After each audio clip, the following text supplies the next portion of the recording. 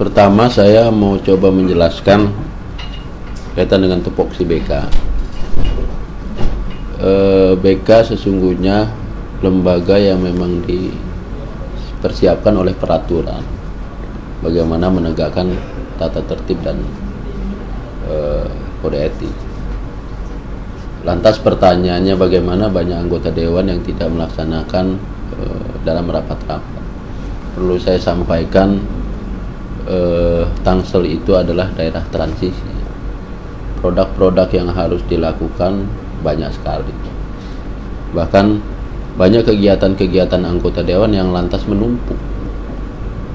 Ada satu kegiatan paripurna yang pada waktu yang bersamaan Pansus juga menyelenggarakan kegiatan. Nah, bahkan ada lagi satu orang yang terbebani pada 2-3 pekerjaan sekaligus dalam waktu yang bersamaan. Nah, kalau di Tangerang Selatan banyak DPRD pada saat paripurna dilihat banyak yang tidak hadir atau sedikit yang tidak hadir. Saya lebih berpikiran positif bahwasanya mereka itu lebih pada menjalankan tugas-tugas lain yang memang tidak kalah pentingnya dari tugas-tugas paripurna. Dalam beberapa kesempatan saya wawancara, saya sampaikan sungguhnya kinerja anggota DPRD tidak bisa diukur melalui kehadirannya dalam paripurna. Paripurna sesungguhnya mengesahkan satu kebijakan politik. Satu kebijakan politik itu adalah bersifat satu lembaga satu. Kita bisa bayangkan ketika buruh pabrik misalnya, ada buruh pabrik 100 orang.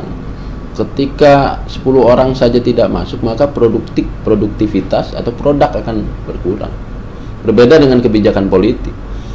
Kebijakan politik ketika sepertiga tidak hadir, lantas apakah mengurangi produk? Tidak.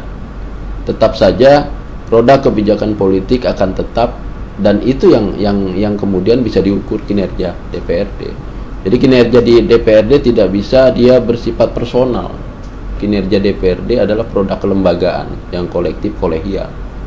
Jadi kalau BK menegur karena seseorang tidak hadir padahal yang bersangkutan misalnya sedang menyelenggarakan kegiatan tupoksi lain selaku anggota DPRD, maka menurut saya kita di BK juga dianggap tidak adil melakukan itu. Itu kira-kira jawaban kaitan dengan BK. Perlu saya sampaikan, tugas BK itu kalau secara kelembagaan sifatnya normatif. Tapi karena anggota BK juga merangkap menjadi anggota DPRD, secara psikologi sesungguhnya apa yang dialami oleh teman-teman anggota DPRD dan apa yang dialami oleh anggota BK maka memiliki kemiripan, kesamaan pengalaman. Nah, oleh karena itu saya dan teman-teman saya, Pak Toha, Pak Mansur, Pak Darso, seringkali ketika ada sesuatu hal terkait dengan anggota DPRD dan yang bersangkutan dianggap lalai misalnya, atau terlupakan dan sebagainya, atau alpa dan sebagainya, maka secara lisan sebenarnya kita diskusikan. Jadi tidak harus dilakukan ketika kami melakukan tugas lantas mengeluarkan surat. Katakan di beberapa kasus misalnya saya memanggil anggota DPRD berdiskusi kaitan dengan kasus yang dialami, dan alhamdulillah dari beberapa hal ada anggota DPRD bersengketa dengan pihak luar, lantas kita diskusikan secara kekeluargaan di sini, alhamdulillah bisa selesai. Artinya sekali lagi saya bilang, bagaimana kita melakukan langkah yang lebih efektif daripada hal yang normatif. Orientasinya adalah penyelesaian masalah. Dan kalau ada seseorang yang melanggar tatib maupun kode etik lantaran sesuatu hal, maka langkah pertama yang kita lakukan adalah langkah-langkah musyawarah, langkah-langkah kekeluargaan, mendiskusikan kenapa hal itu terjadi dan bagaimana menyelesaikan. Dari beberapa kasus alhamdulillah BK sudah melampaui itu dan sudah kita lakukan beberapa kasus dan ternyata efektif, bisa selesai. Orang yang dirugikan katakan bisa